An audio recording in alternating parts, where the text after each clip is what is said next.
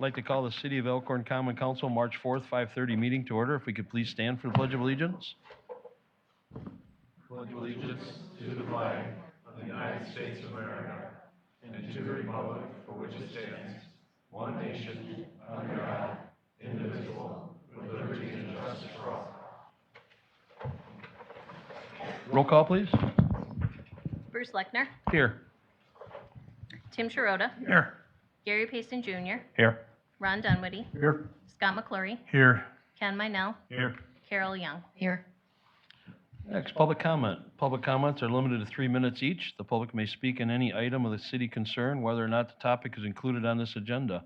However, if the topic does not pertain to an item listed on the council agenda, the council is not permitted to address or discuss the matter during this meeting. Under open meeting laws, the council must notice an item on the agenda to allow discussion on that matter. If council is not permitted to discuss your concerns, your comments will be considered and may be placed on a future agenda for further discussion. Anyone here for public comment tonight? If you can come out and state your name and address, please. Dennis Karbowski, 5531 Amos Road, Elkhorn. First of all, I'd like to thank Ward Phillips for all the work that he's done on the ATV-UTV passage or amendment. And I'd like to thank the board for all their consideration. You guys have done a lot of work. It looks like it's going to go through. I'm hoping. And again, thank you very much. Thank you. Anyone else for public? Of course, Michelle. Of course, I'm going to talk. Good evening. Me again, Michelle Schultz, here on behalf of St. Patrick's Catholic Church and the Safe Haven Baby Box Project. I've been told over and over and over again that I shouldn't come to these meetings anxious. I've been told this endeavor is a no-brainer, and it will surely pass. But as you all know, doing the right thing becomes infinitely harder when you get lawyers and insurance companies involved. No offense, Ward. Yeah, none taken. I know you've worked really hard, no offense. I know that whatever decision comes out of your discussion tonight, that your decision is driven by insurance concerns and not because you're opposed to the concept. We know that over 200 Safe Haven baby boxes are in operation all over the country. Other municipalities have cleared these hurdles, and while each state has different statutes governing baby boxes and the rules that surround them, I know that State Representative Ellen Schutt, who is here again with us tonight, crafted this law to limit liabilities so that municipalities are able to provide this tool to their communities. We all know that insurance companies' default answer is always no. When actuaries can't quantify risks. When St. Patrick's Church wanted to begin hosting a blessings box almost 4 years ago, our own insurance company, Catholic Mutual, said no. There's a recent movie quote that kind of applies. I'm good at a lot of things, but taking no for an answer isn't one of them. We got that project done. I recently spoke to a fire chief in Indiana whose box has had 4 safe surrenders since they went live. He said he views the box as another tool for his department to keep their community safe. If we were to donate an axe to the fire department, that axe is a tool for good when used according to protocols and trainings. We don't keep axes from our firefighters because they might incur liability. When our first responders assist anyone in the line of duty, they're always subject to protocol and training rules, and yet we trust them every single day to do just that. I hope that you vote yes tonight and allow not just St. Patrick's, but a community of supporters, including Bethel United Methodist, Millard Community Church, Sugar Creek Lutheran, the Knights of Columbus, our Rotary Club, local businesses, and private citizen donors to give this gift to you to potentially save infant lives. Coincidence, karma, fate, God's timing, call it what you will. Exactly 1 year ago today, first responders found an infant boy in a box in a field near Whitewater. Today, you have an opportunity to memorialize his too brief life by voting yes and moving forward with installing a baby box here in Elkhorn. We can stand in the gap so no parent ever chooses a box in a field over a box in our fire department. Our community can be a last resort option for parents in crisis. Thank you for your time and all of your efforts. Thank you. Anybody else for public comment tonight? If there's no one else, whoop.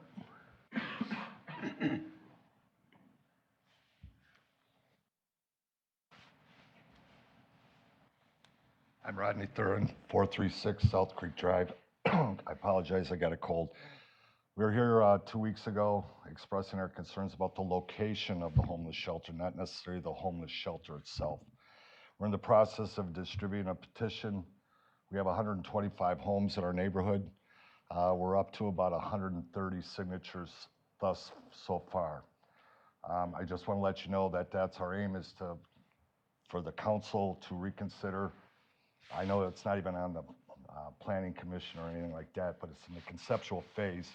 But to reconsider a different location in the city, a little bit more practical, maybe out by the county building. They have plenty of acreage out there with the services right across the street. Some of these families might need HSD and thus. I did take a visit up to Twin Oaks Shelter on Friday. We went to the restaurant. We all know restaurants have a lot of gossip. We interviewed a couple people up there, and some of the stories I heard was pretty amazing, actually. Some of them there's no drug use allowed on the shelters, so drug use goes around. We all know drugs happen everywhere, so I'm not trying to put it on them, but utilize the property around the shelter. They found a couple people up in the roof doing their drugs on a home that doesn't belong to the shelter, but on somebody else's home. There was a couple outside, were approached by two males that were associated to the shelter, whether they're visitors or not. We didn't really get to that distinction, but to the point where one of the couples said, "Honey, go get your shotgun." That was quite amazing to me to hear that was their perspective in their own yard. And again, that might be an isolated incident. Who knows? That's what they told us. 1 minute left, sir. Oh, okay. Well, I didn't get that much more, so. Okay. A couple of them was he expressed his concern about two children playing. Two guys came over. Apparently, the wife told him that this guy threatened him with a gun. He just told him to get off his property. Again, adjacent property owner to this facility. I don't know if it's documented or not, but this is what we were told. And the guy said, "No, I just told him to get off my property," because they, strayed from the property where they were at. There was a lot more. He got all his windows, all his lights busted out of his truck. He really didn't seem concerned because he said he was getting rid of the truck anyway, which was kind of cool. But one thing I want to leave you with is he said, "I'm conflicted about talking to you," and I went, "Uh-oh, I'm getting a speech, And he goes, "I don't wish this on anybody. So if I tell you everything, they won't leave here, but I don't want them next to you." And that was a very strong statement for a guy that's his interest at this place was, he's compromised. He feels compromised. So just want to let you guys know that. Thank you again. Apologize. You're good. Thank you. Anybody else for public comment? With that, I'll declare public comment closed. Next, we have the consent agenda. We have the common council meeting minutes of February 19th, 2024. Temporary Class B beer license for the Elkhorn Area Chamber of Commerce, Turville Blarney, at 101 North Wisconsin Street on March 16th, 2024, from 5 to 10 p.m. And temporary Class B beer licenses for the Warwick County Agricultural Society at the Warwick County Fairgrounds Rodeos. See attached list of events and dates and times. Mr. Mayor, I'd like to make a motion that we separate item C, the third one, from the other two. We have a motion to separate, keep A and B together and C separate? Yes. Do we have a second? I'll second. We have a motion and a second. Would anybody like to make a motion on A and B? I'll make the motion to approve A and B. We have a motion to approve A and B. Do we have a second? I'll second. We have a motion to approve A and B. We have a second. Any further questions or discussion? God bless. All those in favor? Aye. Opposed? Motion passed on consent agenda A and B items. Next, we have C, temporary Class B beer license for Warwick County Agricultural Society at the Warwick County Fairgrounds Rodeos. See attached list of event dates and times. Al has an update for all of you to start. Okay. Sure. Speaking with Lacey earlier today, it sounds like Larry had withdrew these dates and this permit. However, I would just like to go out and say, I think even if he didn't, the police department here would definitely recommend denying these permits based on recent activity at the fairgrounds, at these rodeo events. Last night, we had a significant issue with what appears to be them bringing in outside containers in mass quantity, drinking in and around the fairgrounds, and it led up to some reckless behavior, including discharging a firearm in the fairgrounds numerous times. We recovered most of those rounds in the ground, thankfully, but just based on that behavior, we would recommend denying these permits. So Larry did call this afternoon and asked that they be removed from the agenda so that they weren't up for consideration. And he also said that they do not have any other events the month of March. They are not going to be doing anything for any other weekend. I do have a full list of the events that they have submitted applications for already, and there are a few in June and July I do need to reach out about because they do say rodeo, but they are not specific as to what kind of rodeo. So I'll have an update for you guys at the next meeting. Can we get a copy of that report for our records? Could you provide the council with a copy of that report where the firearm was discharged? Sure, if you request, we can have it one sent out. I would like it. Sure. So it sounds like the appropriate motion, the appropriate motion would be to amend the agenda to remove item C because the applicant is asking that it be removed.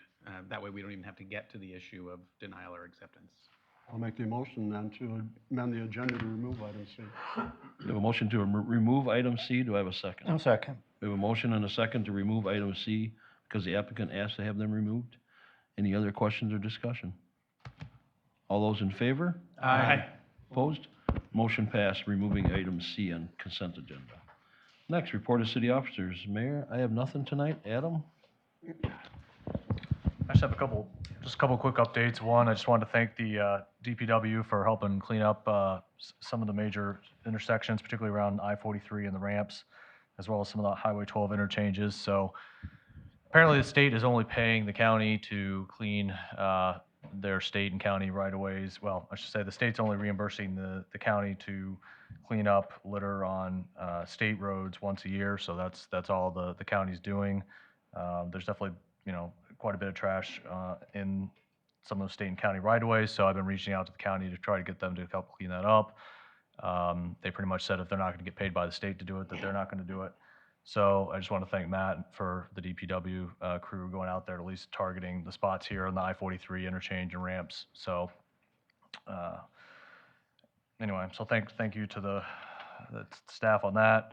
I did meet with John Gunyon from the Hazel Ridge Cemetery. They're celebrating their 150th anniversary this year, so they've been doing some good work out there, and they've got some innovative ideas going forward and how to try to cater to changing trends in terms of how people are trying to celebrate, I guess, end of life ceremonies.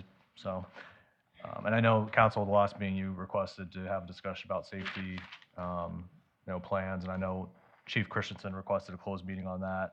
You said either tonight or the next meeting, but tonight's agenda was pretty full, and we already have a closed session, so it'll be on the next agenda on the closed session. So, and I just want to affirm, sort of reaffirm that we haven't received any application yet from Community Action about putting in a shelter on Reamer Road yet.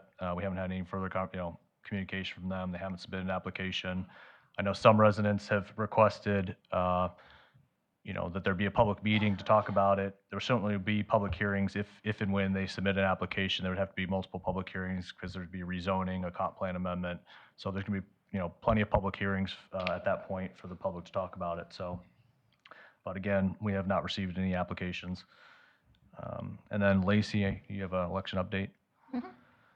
So March has arrived, which means it's going to be pretty busy before the April election. The deputy clerk and I decided to make a board for people to reference if you have questions about the election. We are trying our hardest to keep the city website up to date, and we will also have updates on Facebook. But if anyone is moving, tomorrow is the last day to acquire residency wherever you plan to move. which means that starting on March 6th, if you move between March 6th and the election, you do need to vote from your previous municipality. That gets very confusing for people, so I wanted to put that out there. We should be receiving ballots sometime this week. It will be towards the end of the week, so if anyone has an application on file to request an absentee ballot by mail, we will hopefully have those out in the mail by Friday, unless they don't get to us by then. And then we will have in-person absentee voting here at the city administration offices from 9 a.m. to 4 p.m., March 19th through the 29th, weekdays only. I do not plan on being here on the weekend. And if you have specific questions and you don't live in the city of Elkhorn, definitely contact your municipal clerk or look up their information as to how they normally put it out, whether they have a website or a Facebook page. Other great resources are out there for voters. myvote.wi.gov is a great resource. And vote, I think it's vote.gov. You could see other states that are voting the same day you are. There are many, many states voting different days. So people do get confused if they've moved from out of state when the dates are not the same as what they're used to. Also, if you want more information on the city, we have, I think, finally found all the typos in the city newsletter, and so that'll be going out this week. I sent it to be printed and then found more typos and asked them to switch it out. So if you see the typos, just ignore them. I did find them, but otherwise you can get the newsletter on the website. That's it, Mayor, thank you. Okay. Thank you, Lacey, and thank you, Adam. Next, we have presentation. Taylor Smith, Board Chair, Walworth County Food and Diaper Bank, and Tammy Dunn, Executive Director, Walworth County Food and Diaper Bank. Overview of services and plans for a new facility in the business park. Welcome. Thank you very much. We are delighted to be here, and we appreciate very much your time and allowing us to come and do this. I'm Taylor Smith. I'm the chairman of the board of the Walworth County Food and Diaper Bank. And Tammy Dunn is here with me, and Tammy is the executive director. And many of you know Tammy from her work at United Way, Walworth County, where she did great things before joining us. So our goal today is to take really no more than 7 minutes of your time. I'm always hard pressed to stay with any time limit that I set, but we will try very hard. We're very appreciative of your time, and I'll attempt to explain why we're here and what we do fundamentally. Let me say a little bit about why we're here in the first place. I think many of you know that we're neighbors of this building. We're just a couple blocks away. We share a building with Open Arms, and there are representatives from Open Arms here tonight. We own our portion of the building, and then we currently own a vacant lot in the business park, which I think is pulled up right there. We have decided that we need to move, and there are two reasons for that. One is we're serving a larger group now. We're doing more. And you couldn't design a worse building than what we're in to be a food bank and pantry. It was a former doctor's office, so it's all very crowded and hard to work within. The more important reason why we want to move is that Open Arms would like to use our space.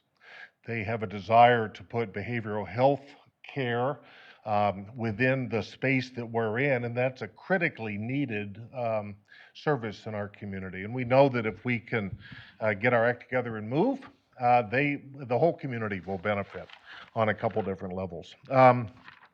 We are contemplating making an offer on an adjacent lot right next to the one we own. And the reason for that is that when we pulled our building people together to put together diagrams, and we met with Allison, we realized we are down to inches to stay within zoning requirements on the current vacant lot that we own. And we know that we could do more, and that it would be easier from many zoning perspectives if we had both of those lots. The reason for this presentation tonight is that our very good friend and board member, John Henderson, whom many of you know from Elkhorn, suggested that we be as open and transparent about what we want to do having these two lots as possible, because we recognize that as a tax exempt organization, Your selling this lot to us will drive less tax revenue to the city than if you sold it to another business. At the same time, as we'll talk about tonight, our view is that having us in that space as opposed to somewhere else would be great for the city of Elkhorn. And so part of our goal is to get you so excited about what we're doing tonight that you say, of course we want you in that space and we would love to take an offer from you. We have no specific ask of you tonight. We haven't made an offer. We know that you cannot comment on what you might do, but we do encourage you to ask us lots of questions. The more interactive, the more questions you have of us just about the bank, the more delighted we are. So, having said that, let me tell you very briefly about 3 things that you may not know about the Walworth County Food and Diaper Bank, and then I'll turn it over to Tammy.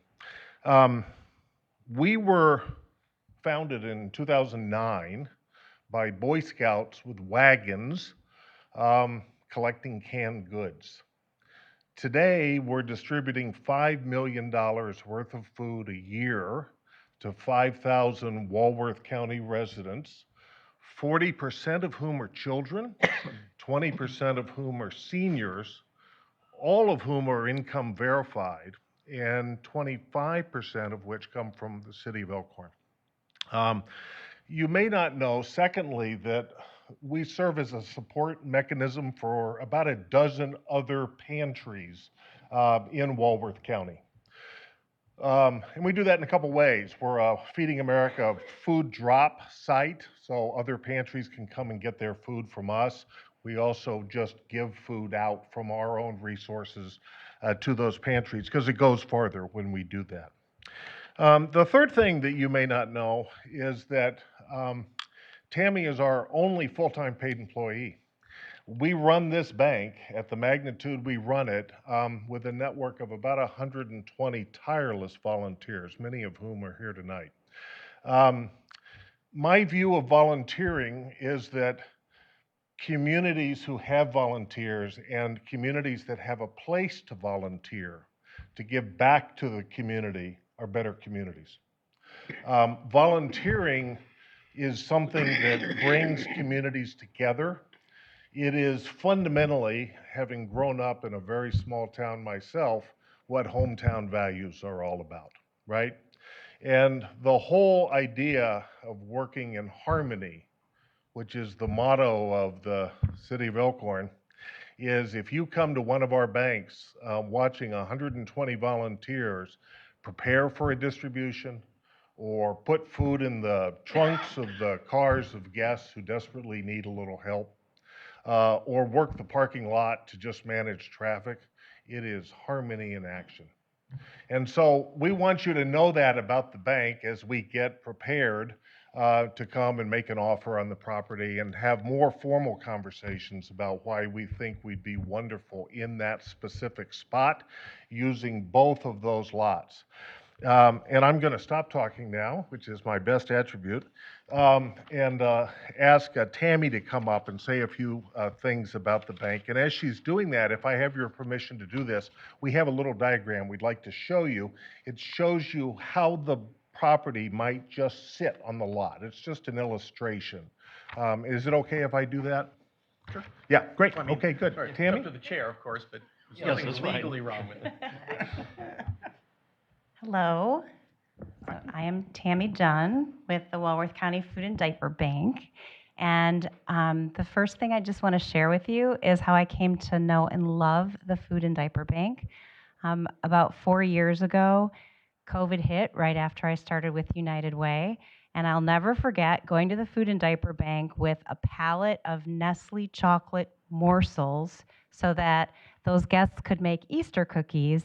And Susan Hughes and I had masks and bunny ears. And so that was my first experience at the Food and Diaper Bank. And I walked through it and I could not believe how massive it was. I always thought like food pantry, church, what I was used to seeing before. So as a food pantry, we're serving everyone who is in need of food in Walworth County. And as a Food and Diaper Bank, we have a loading dock, walk-in cooler, walk-in freezer, huge inventory in the basement. And again, to Taylor's point, we're serving so many other pantries and places throughout Walworth County, which is really cool. But that doctor's office, yes, we will receive pallets. We'll actually undo the pallets, put them down the conveyor belt, put them back on pallets when they get to the basement, wrap them, and then when we're ready for them, we bring them back off that pallet, up that conveyor belt, and to the shelves where they need to go. So it's just crazy. We're touching things so many times.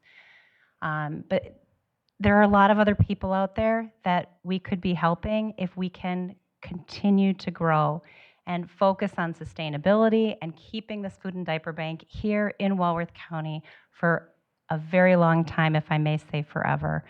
The face of hunger is not what we think it is. It really isn't. I watch it every single week. The people who come in, the volunteers that are helping them. One quick story, and then I'll end, because I think that Taylor really said everything here tonight, and I would welcome any questions you have. But the other day, a family moved to East Troy, and it sounded like a young dad, wife, 2 daughters. And he said, I need to now find a food pantry here in Walworth County. And I said, well, fantastic. This is where we're at. And how many are in your household? He said, well, I have 2 daughters, my wife, and then our 2 daughters. I said, oh, well, how old are they? They're 11 and 14. And this is something we didn't even touch on yet. We are the only diaper bank in Walworth County. Diapers for babies, period supplies, incontinence products for our seniors. So I said to this gentleman, I said, well, we do have period supplies as well. I don't know if your daughters are at that point yet, but, we could offer that to you and to your wife, for the girls and your wife. He's like, oh my gosh, that would just be amazing. 1 in 5 girls don't go to school when they have their period, because they don't have any supplies. So he was just so excited. And then he says to me, he goes, do you by any chance have incontinence products too? And I thought, well, yeah, of course we do. And he said, oh my gosh, that would just be so great, because I'm epileptic. And when I have my seizures, that's something that I really need. And that would be really helpful. So again, it's not always what we think. Sometimes it's just sitting right next to you or in front of you at the grocery store. And it is a beautiful blessing to have this place in Walworth County, and especially in Elkhorn. So, thank you. Any questions? Thank you. Any questions, council? Thank you very much. Thank you. Thank you. Thank you. Next, we have unfinished business. I need a motion to take the following items off the table. Do I have a motion? I'll make that motion. We have a motion. Do we have a second? I'll second. We have a motion and a second. All those in favor? Aye. Opposed? Motion passed. First, we have discussion and possible decision regarding the MOU with St. Patrick's Parish to fund the installation of the Safe Haven baby box at the Elkhorn Fire Department. The proposed resolution 24-08, a resolution approving memorandum of understanding between the City of Elkhorn and St. Patrick's Parish regarding installation and sponsorship of the Safe Haven baby box. Now, right before the meeting, Ward told me he had some good news, so I'll let Ward take this now. Sure. For council. I had a chance to review all of the documents after our insurance council reviewed them, and with Lacey's help, got those approved from our insurance council. So there's no longer an insurance issue here. So they're happy with the agreements as far as that goes. I had some problems with the drafted documents as well. I managed to get a hold of Joe, I can't think of the last name now, but with the Safe Haven Baby Box Company, or nonprofit, and discussed those concerns with him. He agreed to what Adam and I would have described as deal breaker type changes. For example, it required us, if there was ever any litigation or any concern about this agreement, it would have to be tried in Indiana, and we'd have to be venued in jurisdiction in Indiana, and that's not okay with us. So he agreed to that change right away. Also, we needed to have some, I would call it, reciprocal language in the agreement about what would happen if if the city wanted to get out of this contract for some reason in the future, because as drafted, only the Safe Haven Baby Box organization could just kind of get out of it on their own without having to prove breach. So that was agreed to as well. I went through several other things. For example, the MOU didn't have reference to the agreement with Safe Haven Baby Box in the city, and the city's agreement with Safe Haven Baby Box didn't have reference to the MOU, so we got that cleared out too.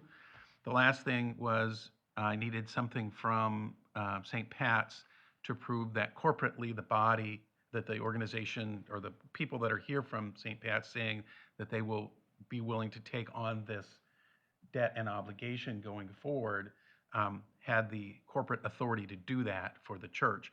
And I now have that document, which I can provide to the council. It's not in your packets because I just received it.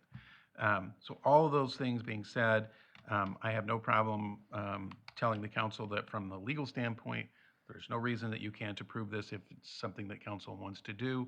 But I would ask that that approval be contingent upon getting the final language changes, and that shouldn't take long at all. Sounds like that's my motion with those approvals that you want. And I will second it. So we have a motion and a second to approve Resolution 24-08. Any further questions or discussion, council members? I have a quick question. So there's the 3 different items. Do you suggest they do them separately, the MOU, then going into the resolution, then going into the contract? Or can they approve all 3 items at the same time? So I, double I, triple I, and Well, there's I, Aye, and then there's Double one, I, and then 1, and then, 2. 2. And two. yeah. yeah, I don't have any problem with that as long as any council member could choose to vote on them separately or require that they be voted separately, but I don't have any problem if they want to do it at once. My motion would be for all of it at once. So your motion's for I, 1, and 2. That is correct. That includes the contract with Safe Haven Baby Box. That is correct. And my second one. We have a motion and a second to approve I, 1, and 2 for all contents of the Safe Haven Baby Box. Do we have any council members, questions, concerns, discussion? Roll call, please. Gary Payson Jr., Yes. Ron Dunwoody, Yes. Scott McClory, Yes. Ken Minell, Yes. Carol Young, Yes. Tim Sharota. Yes. Motion passed on all 3 items. Congratulations, Michelle. Okay, Michelle? Thank you for all the hard work on that, too.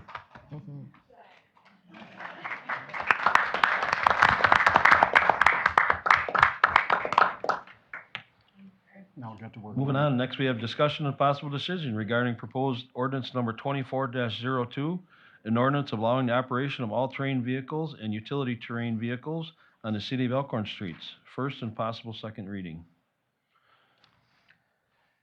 Okay. They're looking at you again, Ward. I know, it's my night apparently. So the ordinance has been quite a bit reworked since the last time you guys saw it. And I did have another conversation with Joel, who I guess is available down in Mobile, Alabama.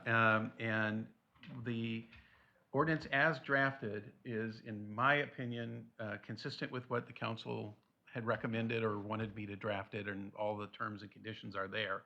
I have 2 things that I want to bring your attention to. One is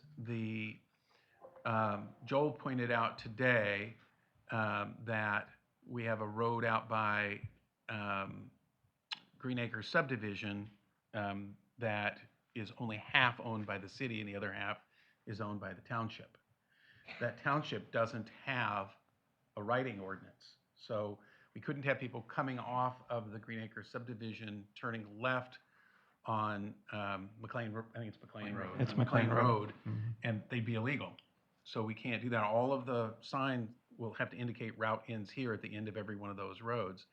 And we would have to, even though council wanted it on all city roads, it would have to be a road that is wholly owned by the city or a road that is partially owned by the city and which the township that surrounds us also has an ordinance. So if those 2 factors meet, then we could continue it. So I think that the ordinance can be approved as long as I can be permitted as a scrivener to make that one change to it. The other question I had is I had a citizen contact me at the office and they wanted to know that the county's ordinance is at 11 p.m. and mine is drafted because it was council's direction that I do it at 10 p.m. I don't have a concern about that either way, but I wanted to make sure that if council wanted to have that match the county's ordinance, so that you didn't have people driving in from the county and they were legal and they got to the city line and they wouldn't be legal. So those are the two concerns I had. So on McLean Road, the city does take ownership of it. There's 4 houses that Geneva Township has on the north side of that, then the rest is the city. I think there's a couple of others, Yeah. roads like this in the area too. I think you mentioned Reamer Road. Yeah, over on by Is it- Jackson Creek. So I think all we'd have to do is say that it has to be legal for the whole entire roadway, Mhm. because otherwise we're putting ourselves in a. Right, understand.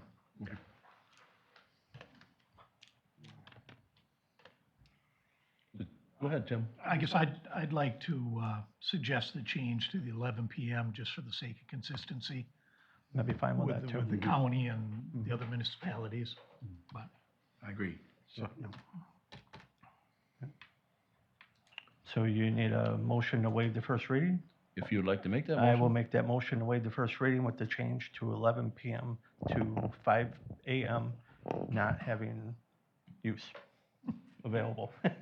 And that the, and for the roadways. And roadways that you discussed, yes.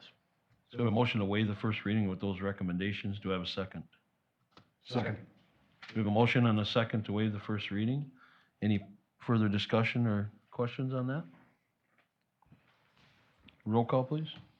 Gary Payson Jr., Yes. Ron Dunwoody, Yes. Tim Sharota, yes, Carol Young, Yes. Ken Minell, Yes. Scott McClory. Yes. So our motion passed on waiving the first reading. Do I have a motion for the second I will make that motion with the same conditions? with the same conditions. We have a motion. Do we have a second? Second. We have a motion and a second. Any further questions or discussion on that? Can I raise a question real quick? I know Adam had mentioned it in his memo. I had talked to Adam last week, early, maybe Monday or Tuesday, about putting together a cost estimate for the signage that's required. And Joel can attest to this too.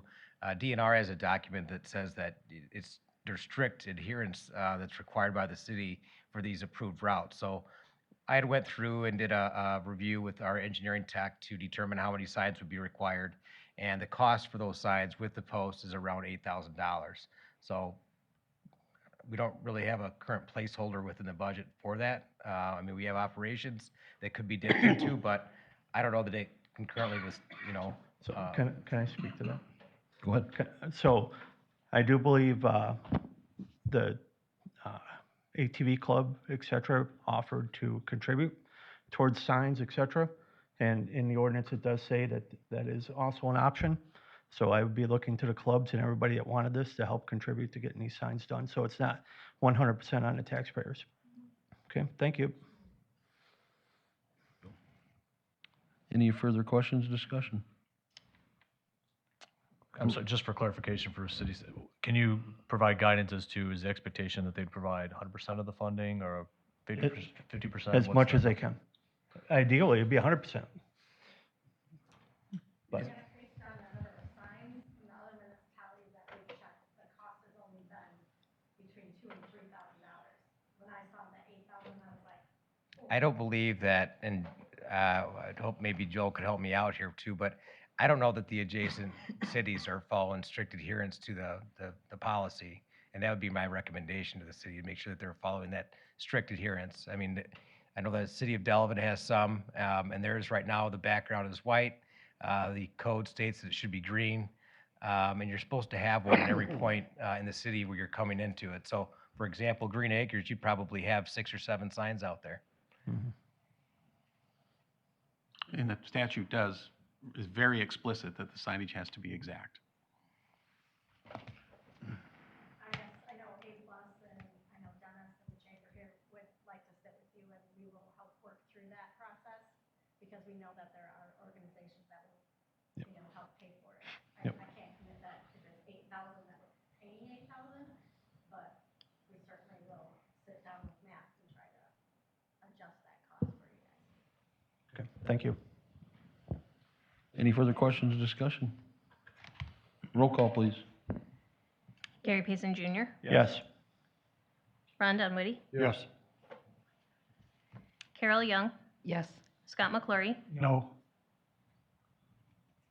Tim Sharota, Yes. Ken Minell. Yes. Motion passed on the ordinance number 24-02. Next, we have discussion of possible decision regarding bids for 2024 Northeast Water Treatment Plant Water and Sewer Extension Project.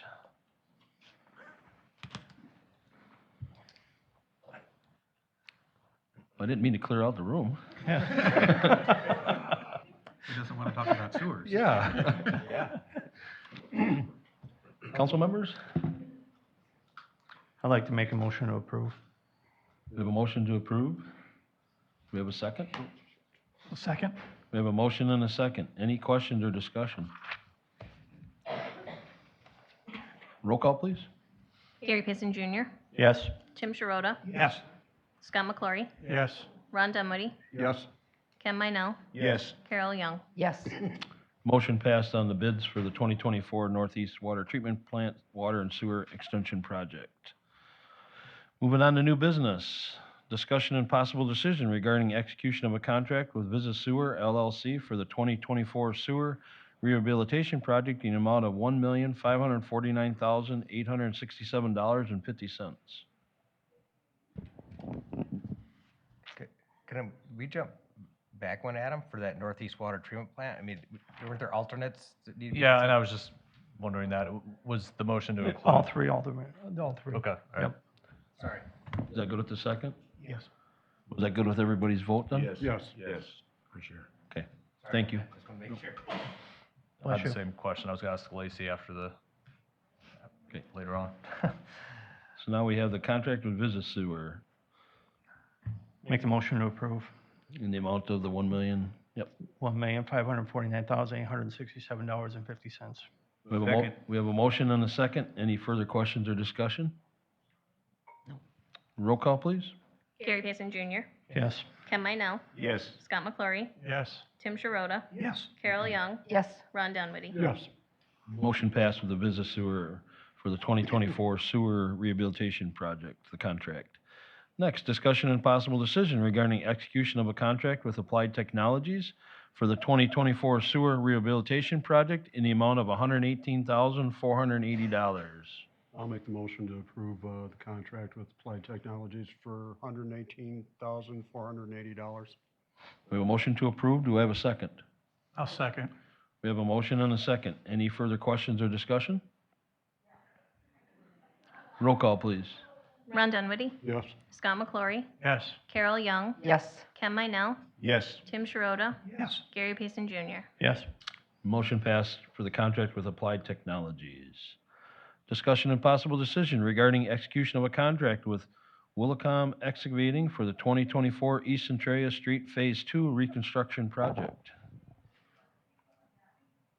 So we did have a couple alternates with this one too. I believe there's 2 alternates. Is that right, Mike? Yes. Okay.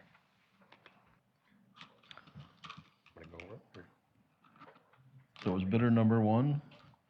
It was actually, There's 2 alternates, and then they listed the options of basically choosing 1, choosing 1 and 2, choosing 1 and 3.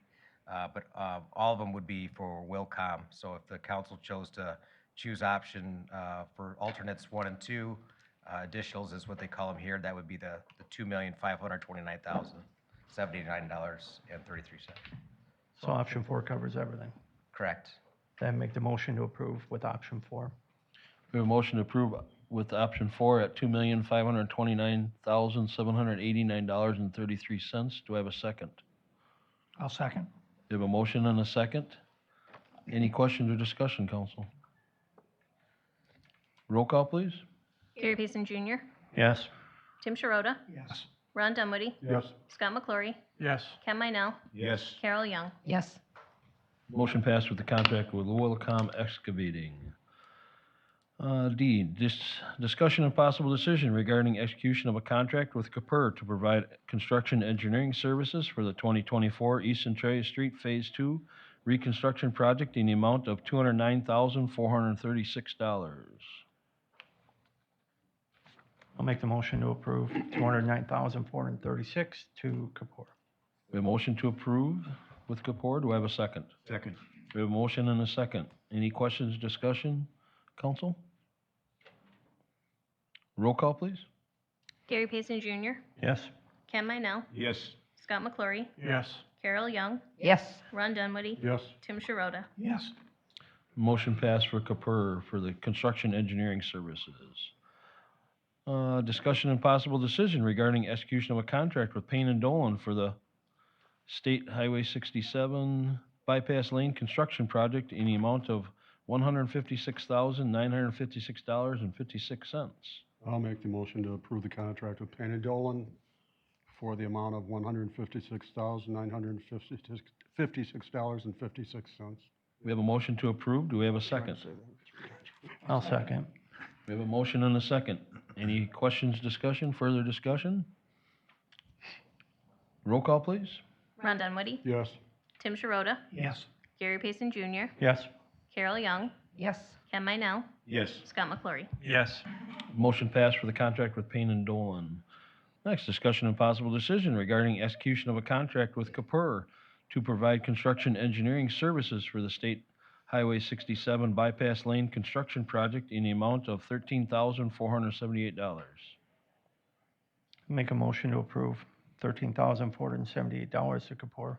We have a motion to approve. Do I have a second? I'll second. We have a motion and a second. Any further questions, discussion? Roll call, please. Gary Payson Jr., Yes. Carol Young, Yes. Ron Dunwoody, Yes. Scott McClory, Yes. Ken Minell, Yes. Tim Sharota. Yes.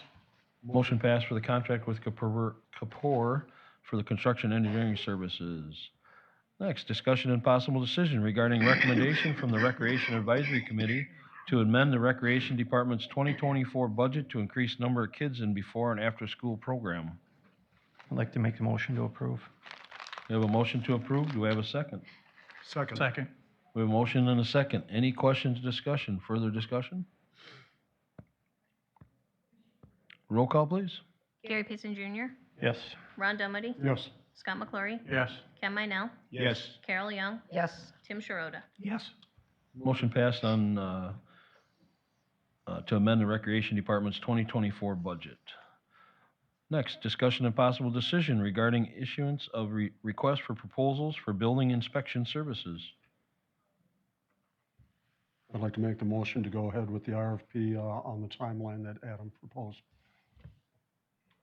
We have a motion to approve. Do we have a second? I'll second. We have a motion and a second. Any further questions or discussion? All those in favor? Aye. Opposed? Motion passed. Next, discussion and possible decision regarding conditional use permit for Dunkin' Donuts and mobile gas station located at 195 Commerce Drive. I make a motion to approve. We have a motion to approve. Do we have a second? I'll second. We have a motion and a second. Any questions, discussion? The reason, they never had a conditional, we never put a conditional use on that back when the gas station was there. So when Dunkin' Donuts came up in the addition there, we decided to get it all done. We never had one with them. Any other questions? Do we have any discussion or consideration about traffic impacts at that location? I think that was taken care of by Allison. Okay. You know, they did make some changes, Scott. I don't Yep. have them off the top of my head, but they did make some, for the early time in the morning, you know, when they're gonna get their rush. Yeah. I think they'd rerouted around the building or Yeah. something, wasn't it? Yeah, Did Okay. we talk to them? And then It was brought up at Plan Commission. What's that? It was brought up at Plan Commission. Right, Yeah. right. I just want, you guys affirm that, okay. Yep. All right. Scott, if I may, we did have our traffic engineer take a look at that as well to make sure their movement was gonna work out. Okay, that's all. Any other questions? Roll call, please. Ken Minell, Yes. Carol Young, Yes. Scott McClory, Yes. Ron Dunwoody, Yes. Gary Payson Jr., Yes. Tim Sharota. Yes. Motion passed on the conditional use permit for Dunkin' Donuts and mobile gas station. Next, we are going to adjourn into closed session, and we will reconvene in open session for possible action on closed session item. Do I have a motion? To adjourn. We have a motion. Do I have a second? Second. We have a motion and a second. All those in favor? Aye. Opposed? Motion passed. We have reconvened in open session. It is 6:43 PM. Do I have a motion on our possible action on our closed session item? Yes, I'd like to make a motion to submit a contract for interim fire chief as discussed and agreed upon in closed session at pay grade 19, step 4. We have a motion to approve. Do we have a second? Second. We have a motion and a second. Any further questions or discussion? Roll call, please. Gary Payson Jr., Yes. Ron Dunwoody, Yes. Scott McClory, Yes. Tim Sharota, Yes. Ken Minell, Yes. Carol Young. Yes. Motion passed. Do I have a motion to adjourn? Sure. Do we have a second? I'll second. Motion and a second. All those Got in it. I favor? got it. Opposed? Meeting adjourned. Thank you, everyone.